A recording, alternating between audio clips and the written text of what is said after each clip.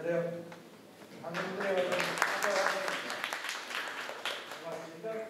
개인적으로 영광이고요. 시애틀까지 와서 이렇게 여러분들 만날 수 있게 정말 반갑습니다.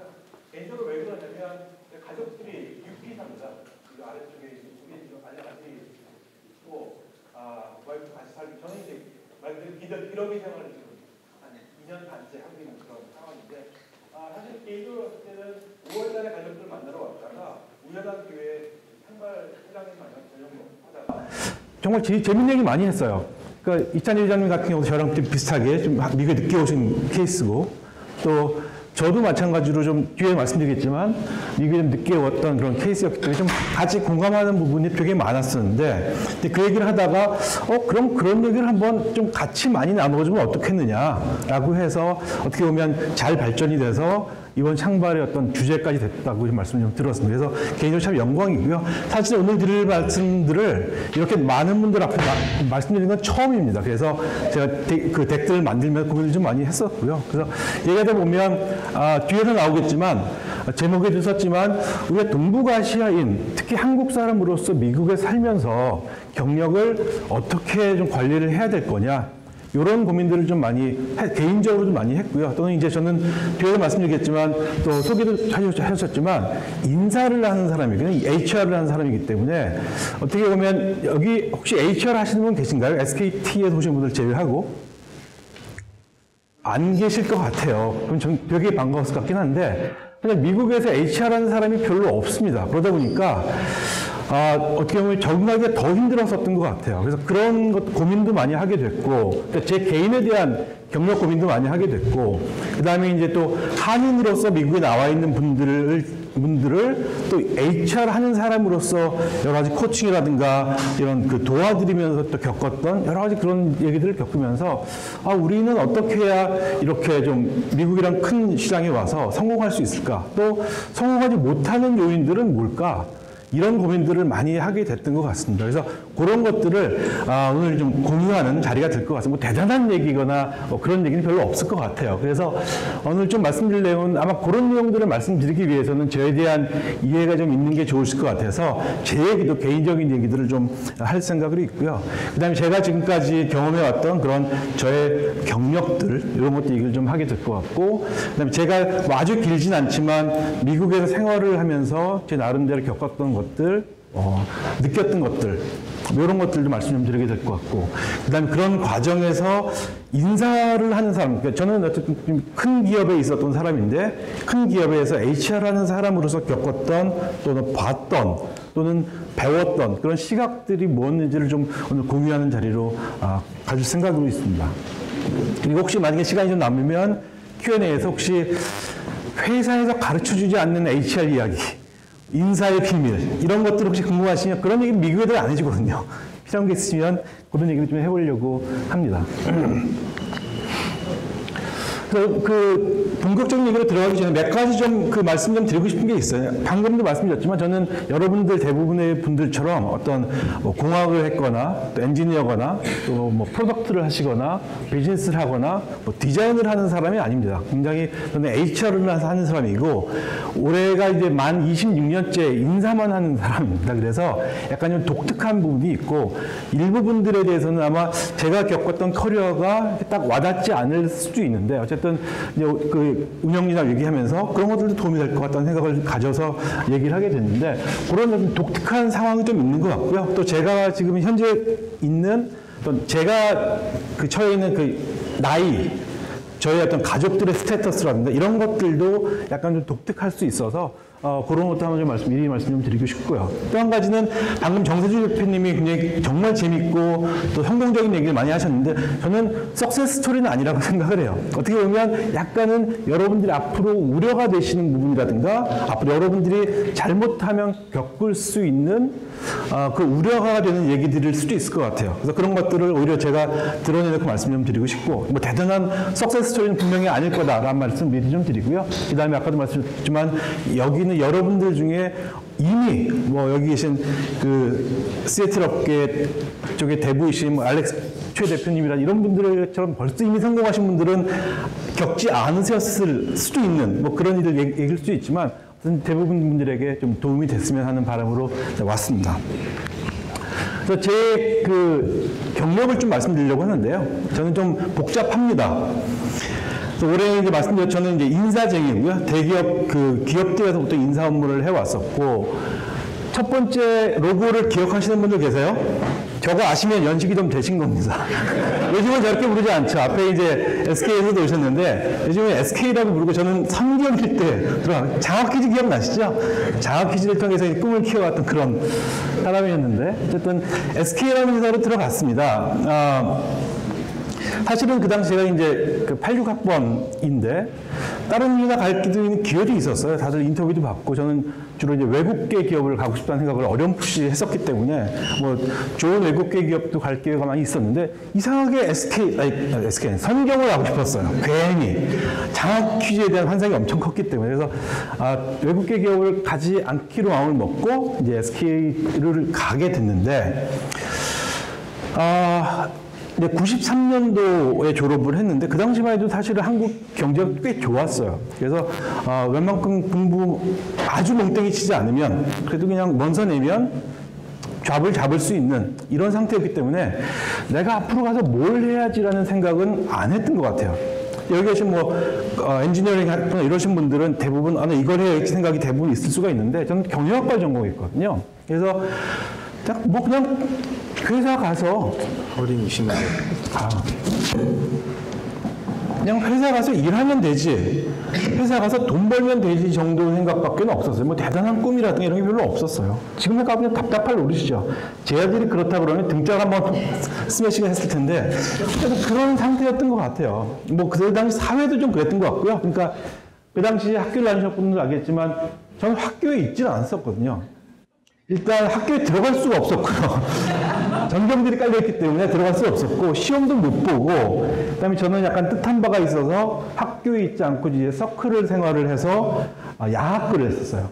야학 생활을 했기 때문에 거의 학교에 있지 않고, 시험 볼 때만 잠깐 가고, 뭐 이런 생활을 했었기 때문에, 근데 그 상태에서 이제 SK에서 뽑아준다고 하니까 되게 고마웠죠. 일단은 원서를 냈는데, 제가 사실은 그 되게 좋은 외국계 기업의 원서를 내고 인터뷰를 하기로 돼 있었는데 그 전날 여기서 이제 리크루팅 하러 나온 선배가 술 사준 거 얻어먹다가 그 다음날 인터뷰를 못 가서 그 회사 못 가게 되는 이런 일도 벌어졌을 정도예요. 그래서 뭐 워낙 좋아하는 회사니까 그냥 가지 하고선 시험을 보고 입사 결정을 이제 하게 됐는데 아까도 말씀드렸듯이 학점이 무지하게 안 좋아요. 진짜 그 창피해서 얘기를 못할 정도로 안 좋은데 그래서 이제 이 리크루팅을 하러 온 선배가 야, 너 내가 잘 아는데 우리 여러 개 회사가 있는데 안전빵으로 지원을 해. 내가 있는 회사 들어와. 그래서 아유 상관없어요. 그냥 가면 되지 뭐. 하고선 원서를 넣고 그 다음에 이제 시험을 보고 입사를 하러 딱 갔는데 그 선배가 이제 술을 사주겠다는 거예요. 그래서 왜 술을 사요? 그랬더니 얘기를 좀 할 게 있어. 왜요? 그랬더니 야 보니까 네가 그룹 1등을 했더라. 이러는 거예요. 예? 그러더니 네가 어쨌든 필기 1등을 했어. 그래요? 근데요? 그랬더니 네가 제일 좋은 회사 가도 될 뻔했어. 근데 저는 이제 안전빵으로 그냥 그 선배가 시키는 대로 그냥 아주 들어가기 쉬운 회사를 지원을 한 거죠. 그래서 그냥 됐어요. 괜찮아요. 그냥 뭐 다 똑같겠죠. 근데 안 똑같더라고요. 굉장히 달랐어요. 회사별 차이도 있고 뭐 대우도 차이도 있고 그래서 어쨌든 괜찮아요. 들어갔는데 이제 아시겠지만 그 국내 기업들은 들어가면 3개월에서 6개월 정도의 오리엔테이션을 합니다. 그래서 숙식을 다 해결해주고 모아놓고 뭐 정신교육도 하고 뭐 아주 기본적인 뭐 명함 주는 방법, 뭐 술 따르는 방법, 술 얻어먹는 방법 이거 다 가르쳐요. 이제 그걸 하는 도중에 뭘 하냐면 인사팀에서 사람을 관찰을 하기 시작합니다. 그래서 일부러 술 좀 먹였다가 일부러 막 돈 주고 노름도 시켜요. 그래서 얘가 어떤 행동을 보는지 관찰을 하거든요. 근데 그 과정에서 뭘 하냐면 내가 어느 팀에 갈 건지 이렇게 지원을 합니다. 뭐 파이낸스 가고 싶어요, 마케팅 가고 이런 것들을 이제 하는데 저는 당연히 해외 영업을 하고 싶었어요. 그 당시에도 이제 제 강점 중에 하나가 다른 사람들에 비해서 좀 영어를 좀 일찍 많이 배웠다는 게 강점이었는데 그래서 해외 영업을 하겠습니다. 그랬더니 그 인사팀에 저를 소개시켜준 그 선배가 넌 아마 못 될 거야. 왜요? 당연히 거기 가야 되는데 그랬더니 너는 인사팀 오기로 결정이 돼 있대요. 왜요? 그랬더니 우리 인사팀 헤드가 영어 잘하는 사람을 좋아해. 너는 그냥 결정돼 있어. 이게 무슨 소리예요? 그랬더니 아, 네가 만약에 우리 팀 안 오면 내가 잘려. 이런 거에서 아씨, 뭐지 이거? 근데 그러면서 이제 제가 계속 버텼죠. 한 달을 버티는 동안에 한 달 동안 술을 먹어야 됐었어요. 저를 지치게 만들죠. 그래서 어쨌든 한 달 동안 거의 폐인이 되다시피 해서 그냥 인사팀에 끌려갔어요. 그게 26년이 된 겁니다. 그래서 저는 26년 때 인사를 그때 하게 된 거예요. 솔직히 굉장히 싫었어요. 왜냐면 한국 인사팀을 경험해 보셨는지 모르겠지만 지금은 물론 다른데 그 당시에는 6일 근무를 했었거든요. 토요일까지. 일주일에 제가 6일을 술을 먹었습니다. 그리고 집에 항상 12시간, 거의 2시 정도에 들어가다 보니까 나중에 와이프가 진짜 못 살겠다 그러더라고요. 그래서 이제 5년 차 됐을 때, 그러니까 SK그룹에 있을 때 누구도 제가 회사를 그만두리라 생각은 안 했어요. 굉장히 인정도 많이 받았고 입사할 때부터 그랬기 때문에. 근데 제가 5년 차 됐을 때 더 이상 못 버티겠더라고요. 그래서 와이프랑 상의를 해서 회사를 그만두기 전에 이제 GMAT 공부를 하고 MBA 준비를 하다가 이제 회사를 결국은 그만두고 어플라이를 하는 도중에 이제 IMF가 와서 여기 직접 영향받으시는 많이 계실 것 같아요. 환율이 막 2,200원이 되니까 도저히 안 되겠더라고요. 그래서 일단 MBA는 홀드를 하고 어플라이 같은 거 다 스탑하고 생각을 하다가 그러면 나도 나중에라도 MBA를 갈 수 있으니 뭔가 레주메하고 어드미션에 도움이 되는 데를 가보자 라고 해서 미국인 회사를 보기 시작했죠. 그러다가 이제 어플라이드 머티리얼즈라는 회사를 갔어요. 아마 들어보신 분이 있을 수 있는데 그 실리콘밸리 쪽에 있는 굉장히 큰 반도체 회사거든요. 거기 가서 인사를 제대로 배우기 시작했습니다. 그래서 인사 아주 체계적으로 인사를 배우기 시작했는데 사실 거기서 제일 많이 배운 거는 어떤 인사에 대한 지식을 배웠다기보다 경력을 어떻게 관리해야 되는지에 대한 좀 눈이 트인 것 같아요. 이때 많이 좀 배운 것 같아요.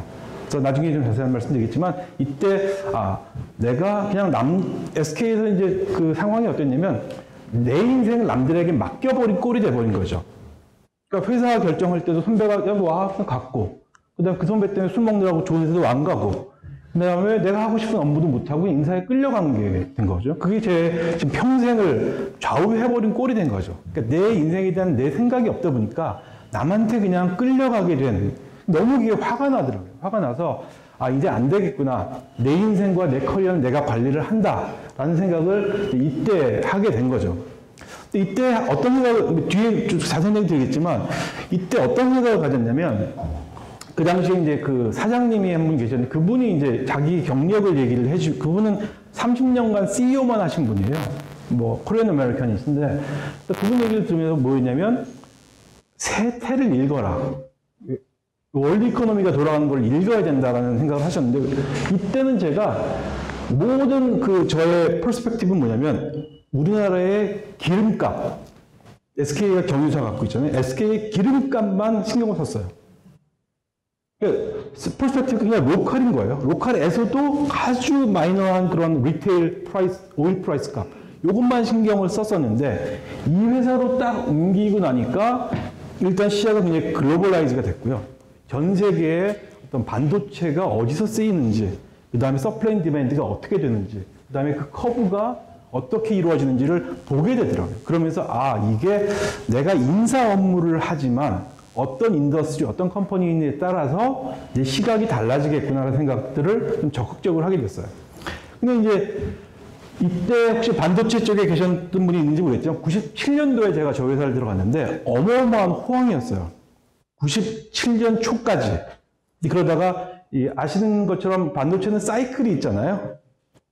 모어의 법칙 뭐 이런 것도 있지만 사이클이 있는데 제가 입사하자마자 6개월 후에 그 사이클이 딱 히트가 된 거예요. 꺼지기 시작하는데 정신 못 차리겠더라고요. 제가 들어간 지 6개월 만에 전 직원의 50%를 잘라야 됐어요. 너무 가슴이 아프더라고요. 인사 업무를 해야 되나 하는 생각이 들 정도로 굉장히 힘들었었는데, 근데 그 사람들은 걱정을 안 해요. 왜냐하면 이 사람들은 2년 후에 반도체가 리바운드 할 걸 알기 때문에 자기네들 경력 어떻게 해야 될지 알고 있더라고요. 그래서 면담을 하면 저는 미안해 죽겠어요. 사람을 잘라야 되니까. 근데 이 사람들은 전혀 미안해 하지 말라 그러더라고요. 왜냐하면 자기네들은 이 시점에 바로 대만 가면 된대요. 이 사이클이 나라마다 이게 다르기 때문에 얘네는 아직 괜찮아요. 근데 그 네거티브한 걸 한국이 바로 직격탄을 맞은 거기 때문에 대만을 갈 때 오히려 보너스를 받고 가요. 그리고 이 회사에서는 위로금을 줘요. 그러니까 더블 인컴을 받고 가서 2년 후엔 다시 또 한국으로 돌아오면 되는 거예요. 그러니까 알기 때문에 그거를 체계적으로 관리를 하고 있더라는 거죠. 그런 걸 봤는데 동시에 여기 있으면서 생각했던 게 뭐냐면 그냥 근데 이 사람들은 그 호황일 때 스탁 옵션을 엄청 받아서 다들 임원들은 벌써 부자가 돼 있고 그걸로 투자를 하고 이러고 있는데 저는 들어가서 6개월 돼서 들어갔기 때문에 스탁 옵션 많이 받았지만 이게 휴지가 돼버린 거죠. 엑셀 플러스 밑으로 떨어지니까.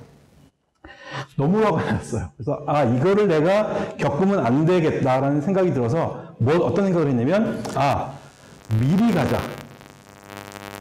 이 사이클을 앞으로 타자라는 생각을 한 거예요. 그래서 앞으로 2년 후에 3년 후에 어떤 것들이 웨이브가 올지를 예측을 해보자. 물론 저는 인사지만 비즈니스 쪽에 직접 관련은 없지만 그런 최대한 예측을 해보자라는 생각을 이때 하게 된 것 같아요. 그래서 이때 입사한 지 1년 후부터 계속 이제 트렌드를 봤는데 아무리 봐도 다음 트렌드는 IT하고 인터넷이더라고요. 이때 이제 HTML이 항상 한참 막 나오고 이럴 때였었거든요. 그래서 그때 이제 시장을 보면서 나는 IT를 갈 건데 어느 회사를 갈 거냐를 결정을 한 거죠. 근데 보니까 아무리 생각해도 야후밖에 안 보이더라고요. 전 세계적으로. 그러니까 지금의 구글만큼 잘 나갔던 회사가 그 당시 야후거든요. 뭐 대단했었어요. 제가 그냥 그 야후에 출장 가기 위해서 딱 도착을 하면 그 당시에 막 그냥 그 리무진이 딱 기다리고 있고 딱 도착하면 제리 형이 가서 환영해주고 막 이런 상태였습니다. 근데 그런 상태로 이제 야후를 기다리다 보니까 문제는 한국에서 안 뽑는 거예요. 자리가 없다는 거예요. 왜냐면 한국은 20명밖에 없으니까 HR이 필요 없다는 거예요. 그래서 1년을 기다립니다. 그래서 매주 이력서를 계속 넣었어요. 나중에 보니까 어느 날 야근을 하려고 밤에 11시에 책상에 있는데 리크루팅 사이트에 HR 매니저가 딱 뜬 거예요. 다시 글씨 딱 넣었는데 정확히 10분 안에 답이 왔어요. 만납시다. 그래서 만나서 일주일 만에 합격을 했습니다. 그러니까 그쪽에서 원하는 거 모든 게 다 갖췄다고 판단이 되게 빨리 진행이 됐어요. 그래서 들어가서 보니까 그 당시에는 하루아침에 주가가 60불씩 뜨더라고요. 나중에는 제가 이 회사에서 받던 연봉의 반을 받고 들어갔는데 주식을 대신 많이 달라고 했어요. 나는 연봉 안 줘도 좋으니까 주식을 다 주세요. 많이 주더라고요. 되게 많이 줬어요.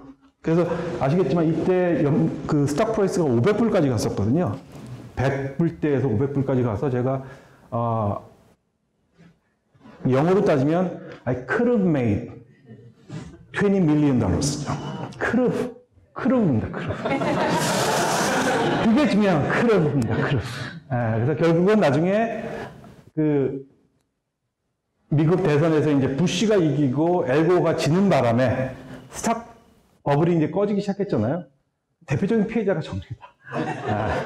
그래서 이제 차 몇 대 정도 사는 걸로 끝나고, 그래서 나는 돈이 안 맞는가 보나 생각을 하고 이제 장기적인 플랜을 한번 짜보자라고 생각을 해서 그럼 그 다음에 뭘까를 생각했었는데 사실은 저는 아직도 믿고 있는데 바이오가 언젠간 한 번은 올 거라고 생각을 해요. 근데 안 뜨더라고요, 바이오가. 그래서 지쳐서 기다리다 지쳐서 역시 인사라는 거는 사람과 지식에 대한 거를 아는 게 중요할 것 같다는 생각이 들어서 준비를 해서 있었는데 다행히 이제 글로벌 컨설팅 펌이거든요. 인사 쪽 전문 컨설팅 펌인데 여기서 연락이 왔어요. 저랑 기존에 같이 일했던 경험이 있어서 잘 맞을 것 같다 싶어서 여기서 연락이 와서 인사 프로젝트를 경험을 했거든요. 이때도 제가 남들보다 늦었어요. 30대 중반에 컨설팅을 갔기 때문에 체력적으로 너무 힘들었어요. 그래서 어느 정도 힘들었냐면 여기는 10억짜리 프로젝트를 따면 인사 한 1년 동안 프로젝트를 해서 그거를 회장님께 보고하는 게 마지막 결과물로 나오는 게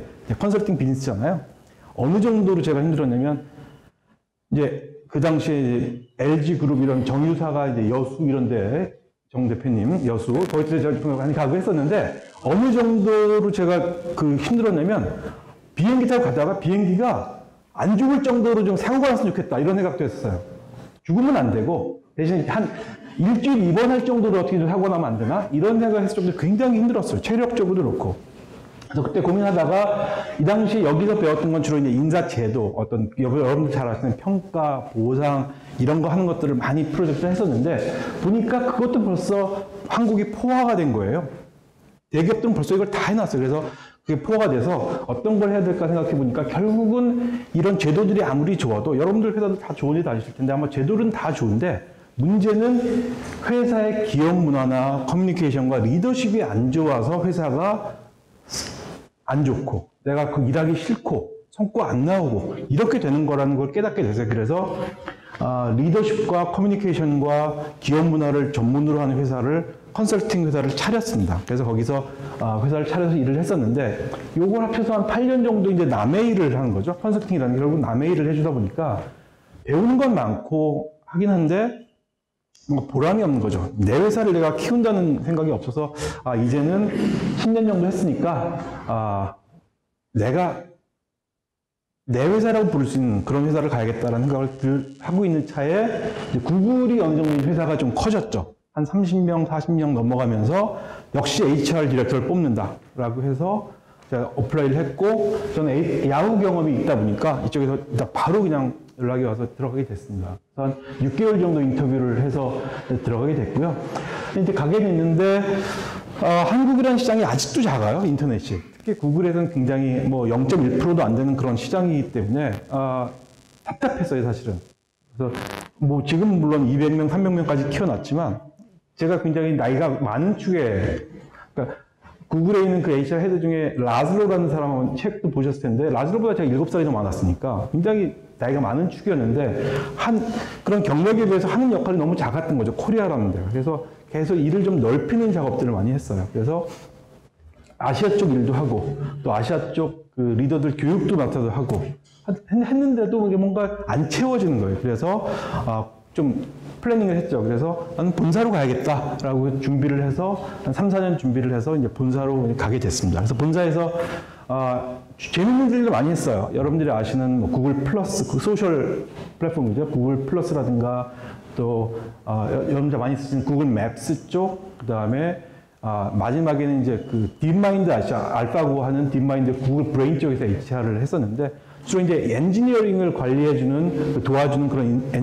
HR 역할만 주로 했었는데, 오늘 주로 말씀드릴 게 이쪽이 영역이 될 것 같아요. 근데 한국에서 한 6개 정도 회사를 다니다가 굉장히 뭐, 나름대로는 이 모든 회사들에서 인정도 많이 받고, 남들보다 빨리 승진도 하고, 보상도 많이 받고, 한 것들을 가지고 결국 구글에 왔는데, 여기서 많은 스트러글들이 있었죠. 제가 43살 때 미국에 왔거든요. 43살 때 와서 미국에 살아본 적은 한 번도 없어요. 다들 미국계 회사에 있긴 했었지만 저는 미국계 회사 다녔으면 미국에 사는 거 아니야? 이런 생각을 하고 왔죠.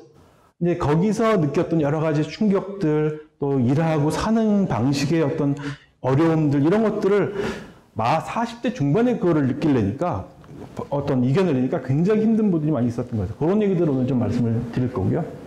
그래서 구글에 있다가 제가 48살 됐을 때 석사를 했거든요. 그래서 석사를 하면서 이제 구글에서는 큰 회사다 보니까 2년 동안 우리말로 휴직이라죠. 휴직 같은 걸 잘 못하게 돼 있었어요. 그 당시만 해도. 그래서 회사를 그만두고 적절한 기회에 회사에서 저를 이제 석사를 해줄 수 있는 조건으로 스타트업으로 가게 됐습니다. 스타트업에서 이제 여기서는 제가 하나 HR의 헤드는 아니었지만, 시니어 중에 하나였지만 헤드는 아니었는데 뭔가 헤드 역할을 해야겠다 싶어서 이 작은 벤처에 가서 이제 HR 헤드 역할을 미국에서 이제 한 경험을 이제 하게 된 거죠. 그래서 이제 석사도 마치고 이제 하다가 이 회사로 간 지 한 달밖에 안 됐는데 헤드헌터한테 연락이 왔어요. 왜 그러시냐 그랬더니 당신을 만나보고 싶어 하는 사람이 있대요. 그래서 왜 어딘데 그랬더니 아직 얘기는 못 해주고 일단 한번 의향만 있는지 알려달라 그래서 저는 새 회사로 간 지 한 달밖에 안 돼서 생각이 없습니다. 그랬더니 내 얼굴 봐서 전화통화만 좀 해주세요. 그러는 거예요. 그래서 그러죠 해서 전화를 받고 스카이프를 했는데 알고 보니까 카카오인 거예요. 카카오가 굉장히 이제 빠르게 성장하는 데서 다 쓰시잖아요. 카카오는. 이제 빠르게 성장하고 굉장히 좋은 한국의 대표적인 기술 회사인데 한국에서 기술 회사를 다뤄본 인사 전문가가 없다는 거예요. 근데 그걸 찾다 보니까 저한테 이제 연락이 왔고, 구글의 경험 이런 것도 배우고 싶기도 하고, 당신이 결국은 이제 한국에 와서 그런 걸 기여를 좀 해줬으면 좋겠다. 라는 얘기를 해서 순수한 마음으로 그냥 갈 생각은 전혀 없었죠. 왜냐면 가족들이 여기 있으니까. 그래서 얘기하다가 한 1년 반을 버텼어요. 못 갑니다 했는데 중간에 계속 공짜로 자문은 해드렸죠. 이럴 때 이렇게 하시고 했는데 마지막엔 결국 2016년에 건강검진 받으러 갔다가 잡혔습니다. 어떻게 아셔가지고 김범수 의장이라고 카카오를 설립하신 분하고 8시간 스트레이트 인터뷰를 했어요. 그때 인터뷰를 안 하고 제가 이제 인사에 대한 강의를 해주러 갔다가 8시간 동안 진짜 밥 시켜가면서 그 인터뷰를 했는데 깜짝 놀랐어요. 네트워스가 거의 회사가 지금, 그 회사가 지금 한 9조, 10조, 그 다음에 김범수 의장의 퍼스널 네트워스만 해도 한 4조 이렇게 되는 분인데 굉장히 험불한 거예요. 험불하고, 그 다음에 이 회사에 내랑 갖고 있는 그 어떤 인사에 대한 철학, 이런 것들이 너무너무 좋고, 저랑 같은 학번에 같은 연배인데도 너무 그 깊이가 깊은 거예요. 그래서 얘기를 하면서, 이런 회사 정도면 내가 한번 배팅을 해봐도 좋겠다. 그 다음에 이런 구글 같은 회사를 한국에도 뭔가 하나 정도 만드는데 도움이 됐으면 좋겠다는 생각이 어마어마하게 들었어요. 그래서 그날 이제 8시간 얘기 끝나고 호텔로 돌아갔는데 바로 연락이 오셨어요. 오늘 술 한잔 합시다. 그래서 술 한잔 하면서 코가 꼈습니다. 그래서 어쨌든 그 2년 전에 한국에 돌아가게 됐고요. 지금 이제 카카오에 있었는지 한 2년 반 정도 되는데, 굉장히, 아까 정세희 대표도 회사 자랑 많이 하셨으니까 굉장히 좋은 회사입니다. 좋은 회사고, 한국의 대표적인 기술 기업이 되고 있고 될 거라고 저는 지금도 믿고 있습니다. 그래서 전체적으로는 뭐 그런 그 배경을 좀 알고 말씀을 드려줬으면 좋겠고요.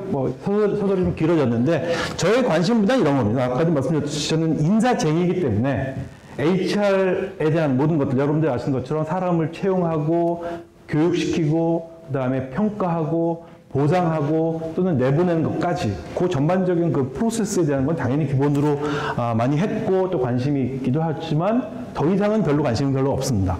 그럼 굉장히 26년 동안 했다고 생각해 보세요. 똑같은 거를. 별로 이렇게 재밌지는 않거든요. 근데 그거보다는 점점 관심이 어디로 가겠냐면 사람을 어떻게 개발할 거냐. 이 사람이 얼마나 어떻게 하면 좀 더 포텐셜을 극대화할 수 있게 할 거냐 하는 데 관심이 많고요. 근데 그것도 하다 보니까 더 관심인 건 뭐냐면 OD.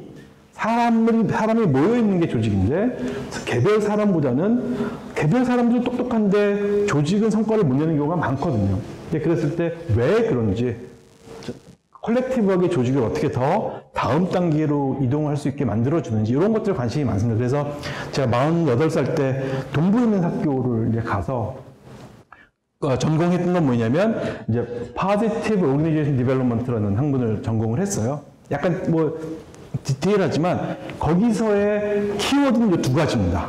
오늘 컨퍼런스 주제하고 잘 맞는데 Thrive하고 Flourish거든요. 잠깐 그 결까지 얘기 좀 말씀드리면 왜 제가 그런 전공을 했는지를 좀 말씀드리는 게 중요할 것 같은데, 심리학의 바탕을 둔 게 조직 개발을 하기라는 거예요. 조직은 어떤 사람이 모여있는 것이기 때문에 결국은 사람의 심리학에 굉장히 기반이 많이 되어 있고요.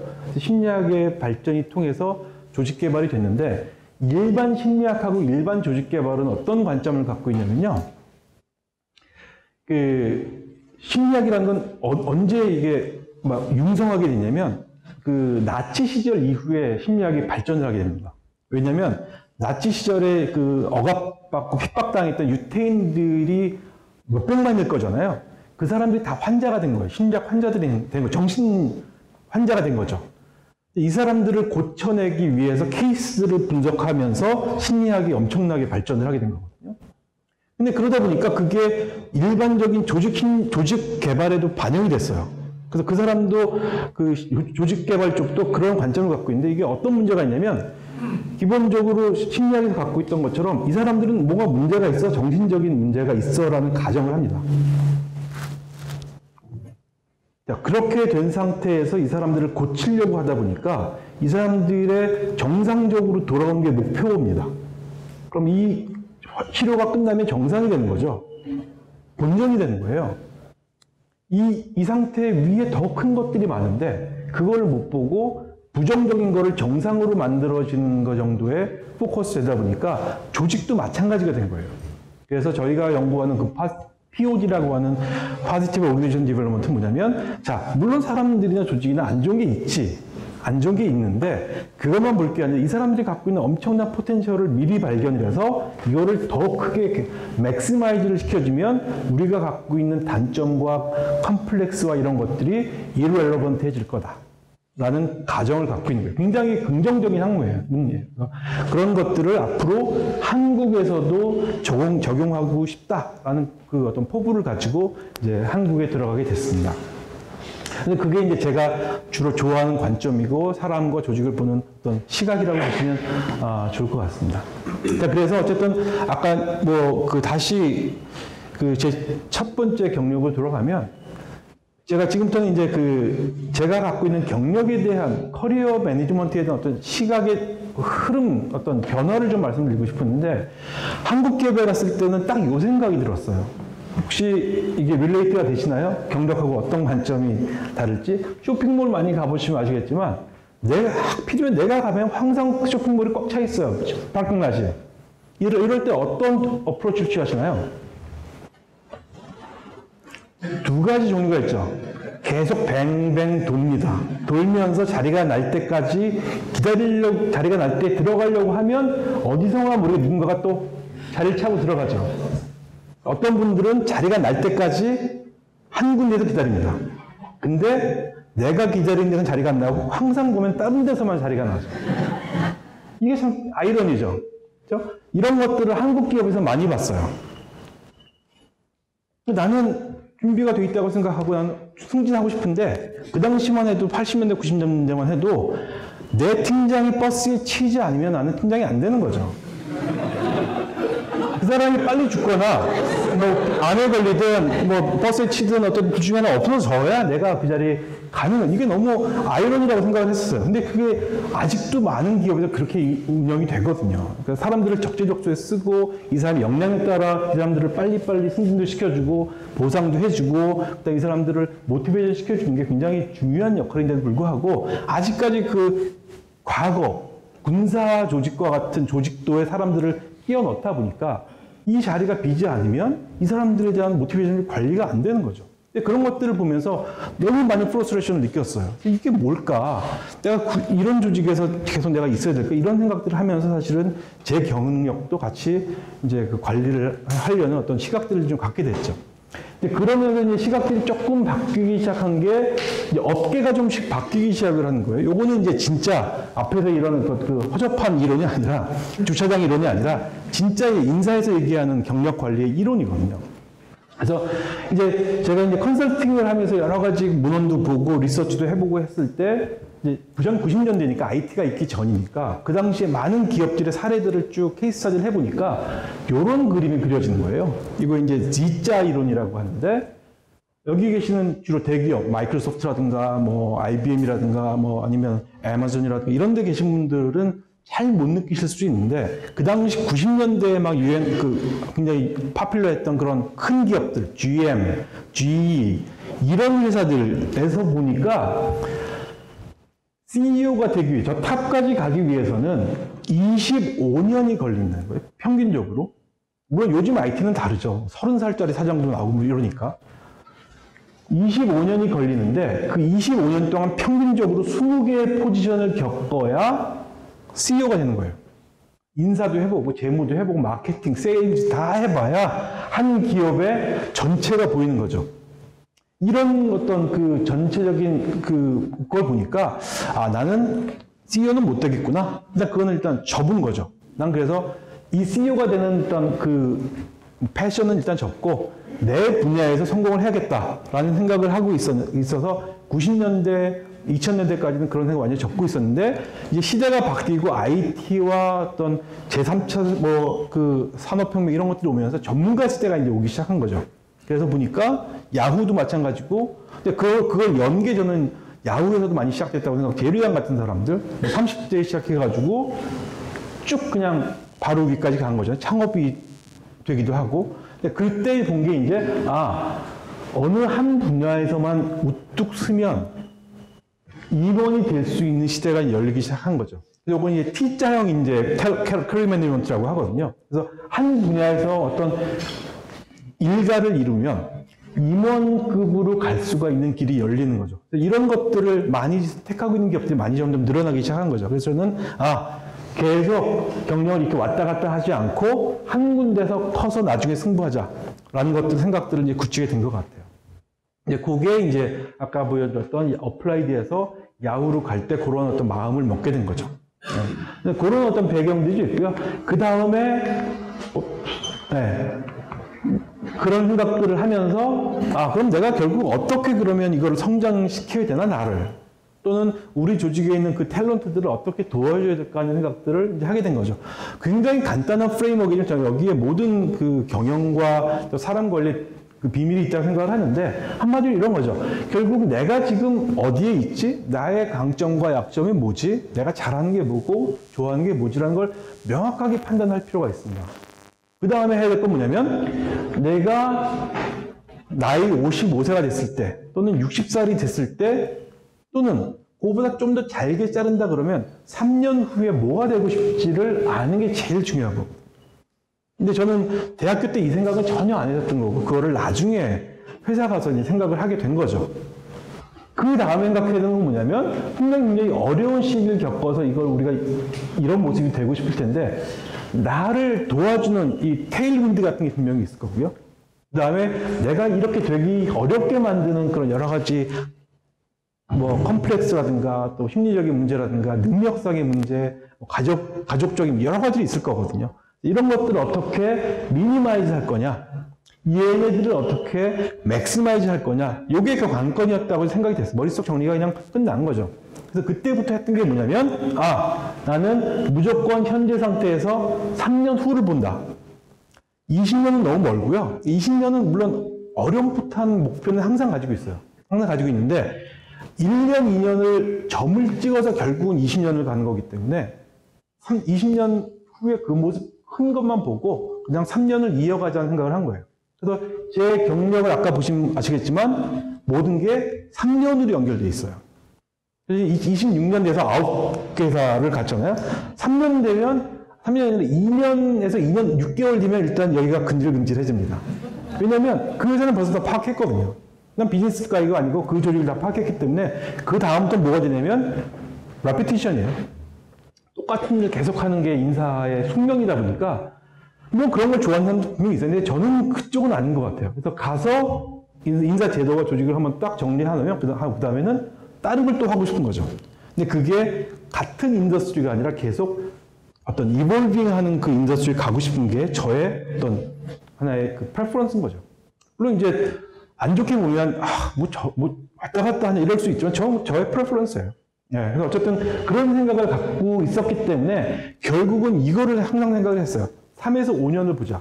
3에서 5년을 보는데 저 같은 경우에 제가 하는 어프로치는 뭐냐면 지금 상태에서 그러니까 내가 입사를 했으면 그 다음 3년에서 5년 후에 이력서를 미리 씁니다. 그냥 여기 가 있을 거야. 그러니까 가고 싶어라는 생각은 안 해요. 여기 그냥 가 있을 거라는 생각을 해요. 그 다음에 내가 지금 이 상태에서 저 상태까지 가려면 뭐가 부족하지를 항상 생각합니다. 그래서 그거를 계속해요. 3년 동안. 그리고 그때까지 가면 다시 또 3년 후를 위해서 또 그거를 계속 반복을 해요.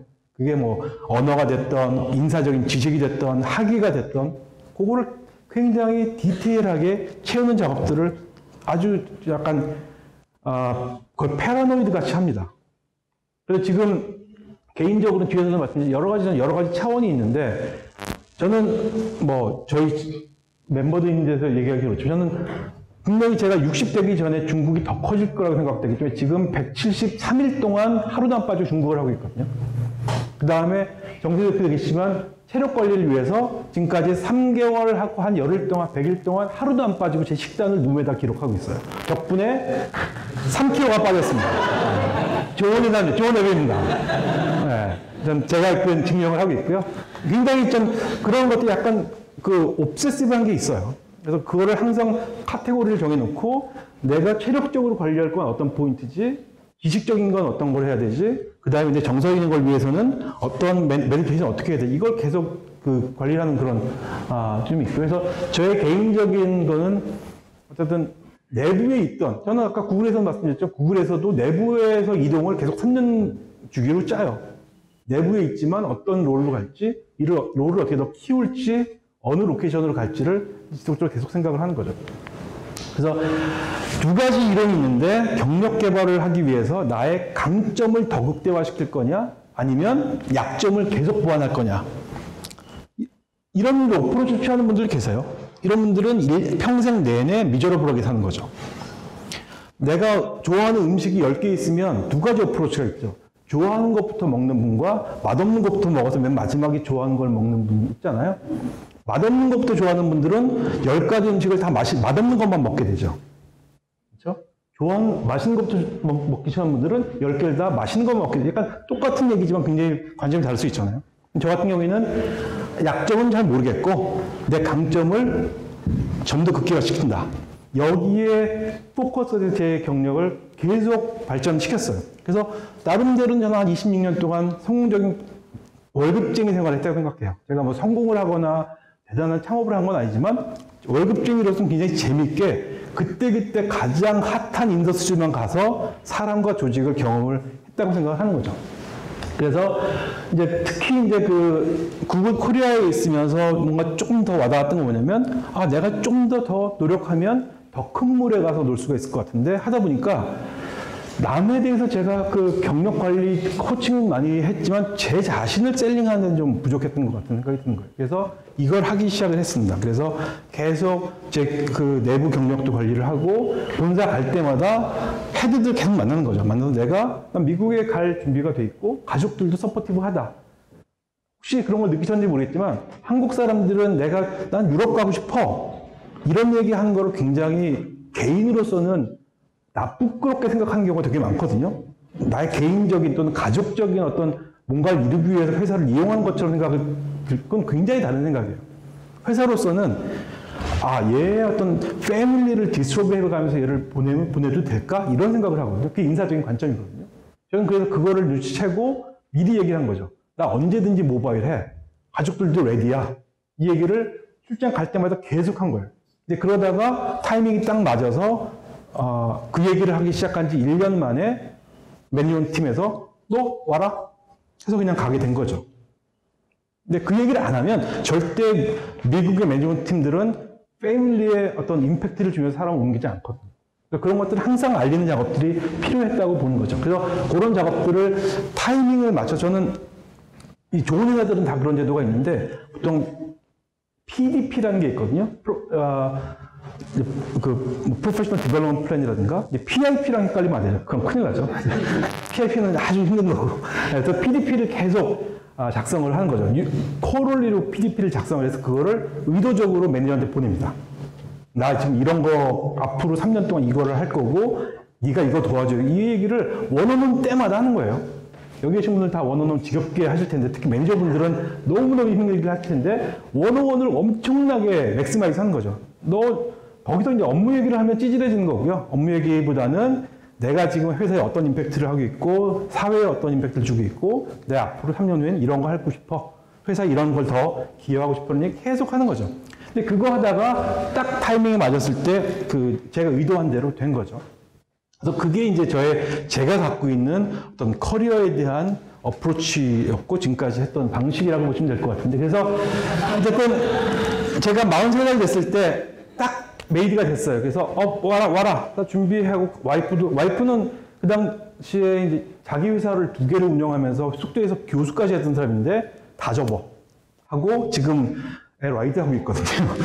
근데 어쨌든 올해 12학년에서 이제 올해 끝나서 돌아갈 텐데 어쨌든 결심을 먹고 그 다음날 비행기를 타야 되는데 잠이 안 오는 거예요. 그 전까지는 너무 막 들떠 있었죠. 와, 내가 결국은 이거 다 플래닝하고 미국 회사에 거의 20년을 있다가 결국은 나 본사에 가는구나. 더 이상 내가 지사가 아니구나. 이러면 들떠 있다가 그 다음날 비행기를 타려고 딱 해보니까 도대체 뭐 한 거지 내가 지금? 내가 43살인데 가가지고 미국에 한 번 살은 적도 없고 말도 한국에서나 잘하는 거지 미국에서도 생활영어는 해본 적도 없고 맨날 이메일만 쓰고 이러다가 정신이 번쩍 드는 거예요. 그래서 그 다음날 딱 생활공항에 딱 떨어졌는데 공항에 다리를 딱 내딛는 순간 내가 이 나라에서 영어를 제일 못하는 사람이 돼버린 거죠. 그 얘기는 뭐냐면 단순히 그냥 언어의 문제가 아니라 내가 지금까지 43년 동안 최고의 강점으로 쓰여있던 걸 다 놓치게 된 거예요. 내 강점은 없는 거예요. 그냥 내 과거 경험, 뭐 야후 같은 좋은 회사에 있었던 그것밖에 없는 거지, 내가 강점으로 갖고 있었던, 내가 생각했던 강점을 다 놓쳐버린 거예요. 근데 그게 없이 동시에 사회까지 적응을 해야 되죠. 회사 적응을 해야 되죠. 이런 일들이 같이 겪게 되니까 사람이 굉장히 피폐해지더라고요. 굉장히 어려움을 좀 사실 많이 겪었죠. 근데 좋은 일도 많이 있었어요. 사실 워낙에 뭐 저는 구글에 이제 본사를 왔기 때문에 이런 뭐 좋은 이게 싸이 복장을 했었는데 사람 싸인지 알고 사인을 받으러 온 사람도 있었어요. 네. 다 저희 팀원들이에요. 저희 팀원들인데 또 제가 이제 그 당시에 싸이가 제일 핫할 때여가지고 이걸 갖다가 제 돈 들여서 600불 들여서 커스튬 다 사고, 이게 구글 윈이라는 행사예요. 할로윈 때 구글 애들 다 모여서 이제 큰 광장에서 하는데, 이때 엄청난 사실 환호를 굉장히 즐겁게 지냈어요. 즐겁게 지내고 또 이런 거 했었는데, 이런 것들이 있었지만 사실 굉장히 힘들었죠. 근데 제일 힘든 건 뭐냐? 연말 되면 이제 SVP들이 자기 집으로 초대를 하죠. 구글만, 마이크로소프트 다 마찬가지겠지만 너무 부자니까 집에다가 한 1000명씩 초대하거든요. 뭐, 발레 파킹하고 뭐 이렇게 가서 이제 하면 회사 셰프가 가서 이걸 다 해줘요. 하는데 문제는 뭐냐면 초반 1시간 반은 칵테일이잖아요. 칵테일. 어떤 분인지 아시죠? 이 공포의 시간. 물론 여기서 사신 분들이 2세들은 그런 걸 안 느끼시겠지만 한국 사람에게 있어서 파티 초반에 이 1시간은 죽고 싶은 거거든요. 다행히도 그 얘기를 제 다음에 김범석 PD가 하실 건데, 이때 가면 그런 거죠. 예를 들어서 처음 5분은 약간의 회사 얘기를 합니다.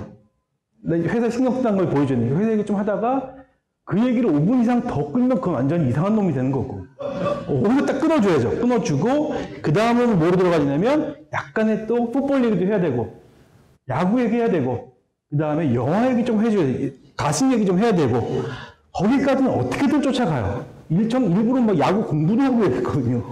근데 얘네들의 그 40년 데이터베이스는 못 쫓아가니까 겉핥기 하다가 결국은 나중에 고등학교 때 프롬 같은 얘기, 댄스 파티 절대 끼어들지 못한 얘기가 있더라고요. 물론 저희가 빠지면 자기들끼리 마약 얘기를 하더라고요. 근데 그거는 아주 친해지기 전까지 얘기를 절대 안 하더라고요. 저한테 그 얘기 그냥 딱 몸이 딱 2명이 있었는데 나머지는 얘기를 안 하고, 특히 HR이니까. 근데 이제 그러다가 느끼는 게 뭐냐면, 이 고개 숙이 이런 거를 항상 느끼는 거예요. 아, 나는 왜 여기 못 들어갈까? 나는 얘네들한테 왜 이방인일까? HR에서 그런가? 아닌 거예요. HR의 문제가 아닌 거예요. 그래서 결국은 자기네들의 친구, 커뮤니티, 이 코어 멤버 서클에 못 들어가는 거죠. 이게 너무너무 고민이었어요. 그래서 한마디로 뭐 우리는 보통 글래슬링이라고 하지만 아시아인들한테는 뱀부슬링을 제대로 한번 딱 맞은 거죠. 그러니까 한마디로 뭐냐면, 저의 그 보스가 라즐로 박이라는 사람이었는데, 걔를 보면 솔직히 나보다 7살 어린데 존경스러운 거예요. 너무너무 일을 잘하고. 근데 심지어 이 사람 또 인사 전문가도 아니에요. 맥킨지 이쪽 주위에 있었던 사람인데 너무 똑똑한. 딱 드는 게 뭐냐, 나는 일단 제 가치는 때려 죽어도 못하겠다. 일단 접은 거죠. 내 골은 여기까지 하고 선택을 해야겠다. 여기서 그냥 이 레벨, 꽤 시니어 레벨이었으니까 이 상태로 그냥 편하게 쭉 갈 거냐, 아니면 뭔가 새로운 거를 더 해볼 거냐. 그때 생각한 거냐면, 제 특성상 이렇게 좀 플랫하게 가는 거 별로 안 좋아하거든요. 그래서 뭔가 새로운 걸 해보자 해서 나중에 이제 그 석사를 하게 되고, 그 다음에 석사는 이제 나중에 50대 이후의 커리어를 위해서 준비를 한 거고, 그 다음에 이제 작은 회사지만 스타트업에 가서 이제 VP 역할을 하게 된 거죠. 그러면서 제가 이제 그 구글에서 여러 가지 활동들을 하면서 제가 만나게 된 멘티가 한 명 있어요. 이 친구가 대만 친구인데 너무너무 똑똑한 거예요. 근데 이 친구가 happen to be AGN이라는 커뮤니티 회장이에요. 아시아 그룹 네트워크라는 게 회사 안에 있는데, 여기가 12,000명이었어요. 그 당시에. 제가 4년 전인데도 불구하고 어마어마한 사람들이 있는데, 여기서 이 친구가 저랑 같이 얘기를 하다가 이런 얘기를 하니까 테마를 잡은 거죠. 그래서 나랑 같이 회사 펀딩 받아서 프로젝트를 하나 만들었는데, 주제가 딱 이거예요. 여기서 얘기하기 좀 창피한 얘기긴 하지만 정확히 이거였어. 왜 우리 동북아시아인들은 인디안들만큼 성공하지 못하냐. 왜냐하면 우리 회사 사장 순다 피차이, 그쵸? 그 다음에 마이크로소프트 사장, 인도 사람 너무 많은 거예요. 우리는 왜 구글만 하더라도 제일 높게 간 사람이 지금 디렉터 뭐 이런 거거든요. 그 다음에 미국에서 태어난 사람이 아니고선 디렉터도 거의 없고. 왜 그럴까? 그 얘기를 나라별 대표를 뽑았어요. 한 40대 후반, 50대 초반, 18명을 뽑은 거죠. 당연히 한국 대표는 저죠. 갔어요. 그래서 3개월 동안 회사에서 펀딩 받아 프로젝트를 합니다. 컨설턴트, 교수, 심리학자들 다 모아놓고 왜 그래? 다 3가지 결론을 내립니다. 네. 뭐였냐? Deference to authority. 와, 다 아신가요? 이거는 18명이 전부 다 완전 two thumbs up. 이거다. 정답을 찾았네. 3개월 후에. 그런 거죠. 이 18명의 사람들은 다들 50대, 40대 말에 있는 사람들인데 나름대로 좋은 학교 나오고 그 나라에서 최고라는 사람들만 뽑은 거예요. 미국으로. 데려온 거죠. 근데 걔네들의 강점은 뭐였냐면 그러니까 동북아시아니까 CJK 그 다음에 약간 필리핀 이쪽까지 약간 남쪽까지 인도를 제외한 얘네들의 가장 큰 강점은 뭐였냐면 그 나라에서 좋은 대학 나오고 빠릿빠릿하고 윗사람한테 잘해주고 이걸로 성공한 사람들이거든요. 근데 일단 이 미국 사회에 와서 보니까 이 미국에 있는 CEO들이나 이 executive들은 그런 거 별로 중요시 생각하지 않는 거죠. 물론 실무진일 때는 그게 강점이 되는데 위에 레더를 올라가서 executive가 돼버리면 그거보다는 네가 전략에 임팩트를 주고 뭔가 챌린지 할 수 있고 밸류에드를 해야 되는데 그게 안 나온다는 거죠. 공통적인 반응들이었어요. 왜 그러느냐? 계속 우리가 해본 거죠. 꼭 나 계속 몇십 년을 돌아가 보니까 우리 아버지와의 관계, 물론 아버지가 강요하진 않았겠지만 사회가 강요하는 respect your family, 그러니까 자유 유서 이런 거 있잖아요. 윗사람, 나이 든 사람에 대해서 까름, 이런 문화가 있는 거죠. 그러니까 위에서 사장님이 하라는데 토 달고 이랬다간 안 좋은 경험이 있는 거잖아. 막 얻어 맞았던 재떨이가 날라왔던 분명히 있다 보니까 예스맨이 돼버리는 거예요. 그 다음에 실행 위주로 가는 거죠. 그러다 보니까 전략적인 밸류에드를 하기보다는 좀 더 빠르게 해서 성공했던 거를 그 강점을 놓지를 못하고 여기서도 그걸 쓰는 거예요. 그러다 보니까 내가 알기로 난 굉장히 뛰어난 사람이 인정을 못 받는 거죠. 근데 거기서 오는 그 괴리감이 엄청나게 큰 거죠. 그 다음에 honor your family. 왜 좋은 학교 갔니? 다 물어봤어요. 너 왜 구글 갔니? 가문의 영광이니까. 우리 가족을 빛나게 하기 위해서. 내가 대학 실패하면 아버지한테 누가 되니까. 가족한테 누가 되니까. 이게 오히려 그 사람의 성공의 동력이 됐다는 얘기를 반복적으로 합니다. 저도 마찬가지죠. 이거죠. 중국어로 얘기하면 꾸이, 그쵸? 그 다음에 자랑스러운 아들이 되고 싶었어요. 이게 다들 하는 얘기였어요. 그 다음에 가족의 이름에 누가 되는 거는 죽어도 못하겠더라. 그래서 나는 오히려 성공을 했는데 그게 우리나라 로컬 회사에 있을 때는 강점이 됐지만 글로벌 회사에 오니까 발목을 잡더라 라는 것이 공통적인 반응이었어요. 그래서 보면 이제 그 구글 같은 회사에서는 이런 걸 강조하죠. Psychological safety를 강조하기 위해서 사람들이 어떤 얘기도 할 수 있도록 랭크나 레벨을 떠나서 자기 얘기를 할 수 있도록 강조해 주는 것들을 문화로 만들어 놨고 회사 자랑해야죠. 카카오 같은 경우는 이런 것들을 깨기 위해서 레벨, 직급, 잡 그레이드를 아예 없애버렸어요. 그리고 한국 이름을 쓰면 거기서 나오는 또 약간의 무게감이 있기 때문에 그거 없애기 위해서 영어 이름을 씁니다.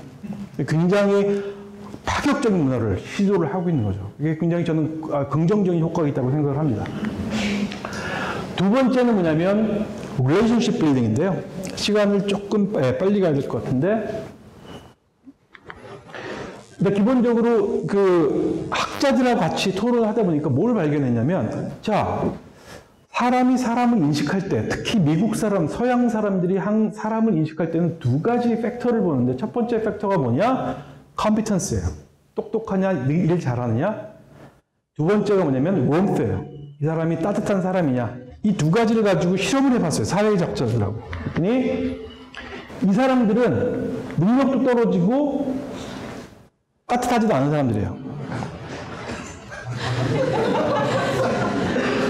이 사람들은 뭐냐면 능력은 없는데 따뜻한 사람들이에요. 자, 그 관점으로 봤을 때 우리들은 어디 있을 것 같아요? 어느 쿼드런트에 있을 것 같아요? 우리가 우리를 볼 때. 오른쪽 위인가요? 아래인가요? 오른쪽 아래? 다 그렇게 생각하세요?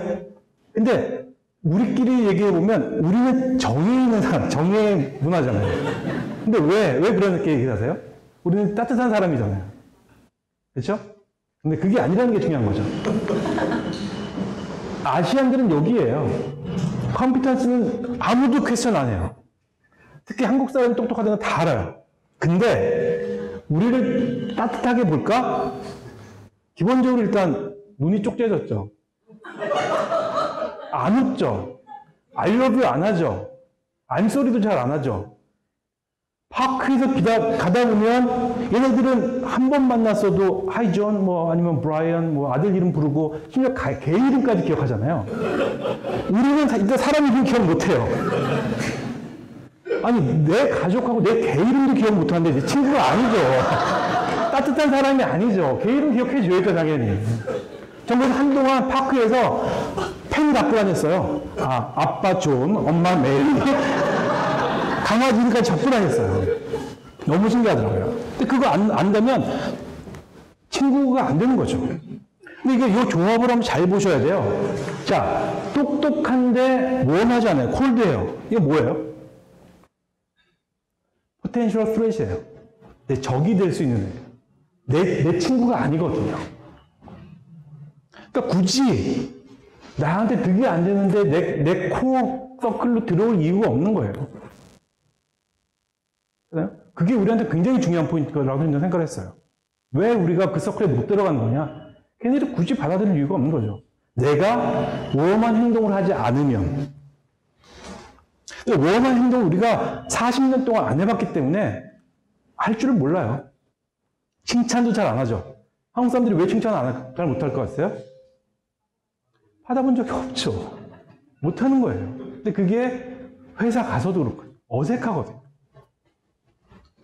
근데 그거는 분명히 바꿔볼 필요가 있어요. 그래서 이쪽에 있는 사람들한테는 우리가 동정심에도 생기죠. 그렇죠?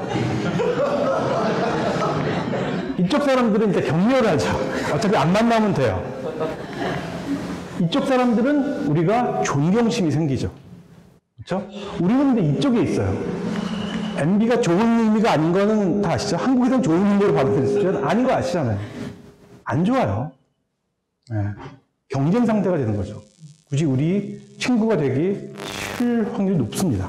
이 벽을 깨는 게 엄청나게 어렵기 때문에 제 다음 세션 김범 대표가 그 방법을 더 구체적으로 얘기를 하실 거고요. 그래서 이게 되게 중요한 포인트예요. 우리는 굉장히 경쟁사에서 왔기 때문에 이거를 계속 갈고 닦고 왔어요. 한국 사회에서. 근데 그걸 성공해서 여기까지 오신 분들인데 여기서의 무기는 이게 되면 안 되는 거예요. 따뜻함을 보이셔야 돼요. 내 동료들, 상사, 네 친구야 내가. 네가 어려울 때는 도와줄 수 있는 사람이야. 비록 눈은 쪽짜졌어도 도와줄 마음이 그 따뜻한 사람이야를 계속 증명을 하셔야 돼요. 과도하게 증명하셔야 돼요. 우리가 생각하는 정도로 해서는 절대 먹혀들질 않아요. 그 부분들은 그 뒤에도 말씀드리겠지만 우리가 좀 우리뿐만이 아니라 가족들도 같이 생각해 볼 필요가 있을 거고요. 그 다음에 또 한 가지는 세 번째 포인트는 뭐냐면 vulnerability예요. vulnerability를 한국어로 번역하실 수 있는 분 계세요? 취약성은 네트워크 하시는 분들이 바이러스에 대응한 영어로 쓰시는 게 취약성. 근데 정답이죠. 취약성이죠. 인간관계에 있어 vulnerability는 직역하면 사실 좀 어려워져요.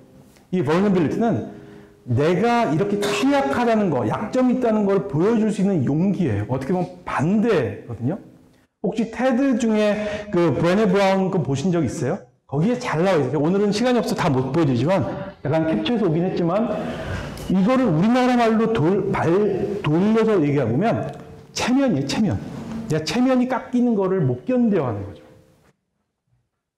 근데 여기에 보면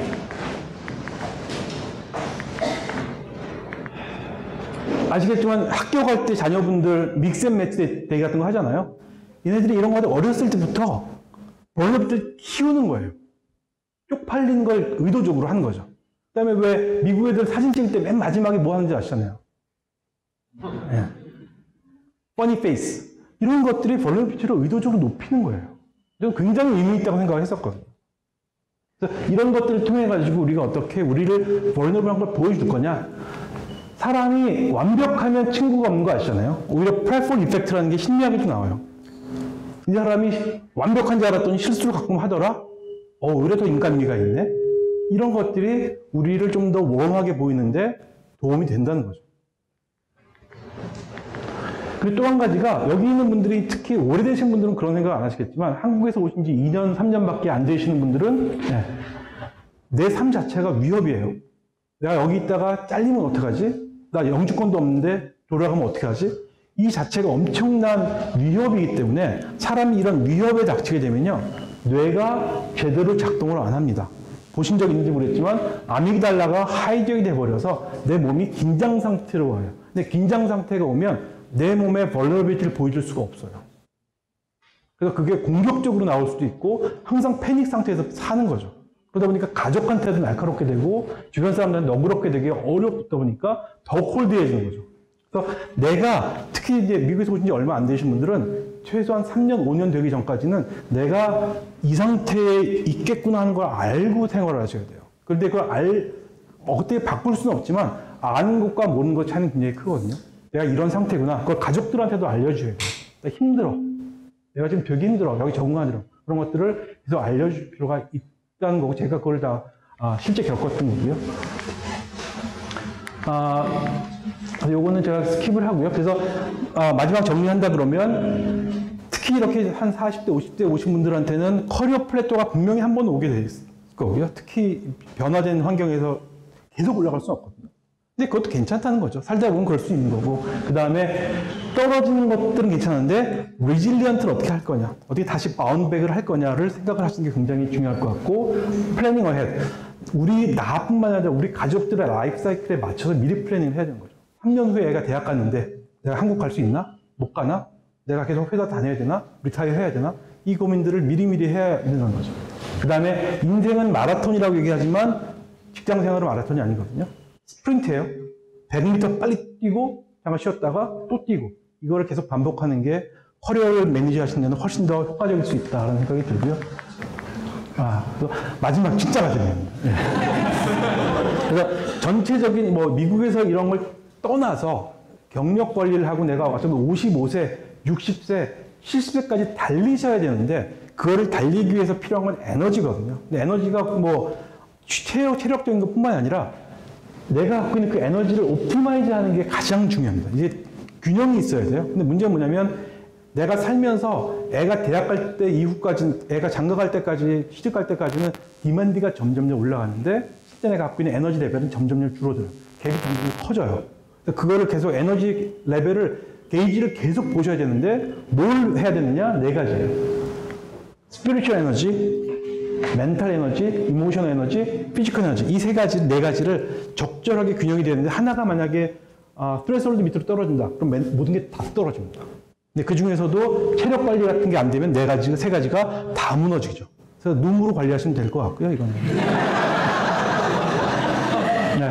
그래서 이런 것들을 전체적으로 그 경력이라든가 어떤 아까 얘기했던 그 세 가지, 그 구글에서 에이전에서 경험했던 세 가지를 말씀드렸는데 여기 있는 분들은 사실 얼마 안 남으셨잖아요, 솔직히. 그렇게 30년, 40년 남지 않으셨는데 여기 있으면 잘 하실 것 같지만 결국 우리가 이제 우리 커뮤니티, 한인 커뮤니티를 위해서는 우리 가족들, 우리 자녀들을 어떻게 할 거냐가 너무 중요한 것 같은데 안타까운 건 뭐냐면 우리가 그 어려움을 겪으면서 우리 애들을 그렇게 길러요.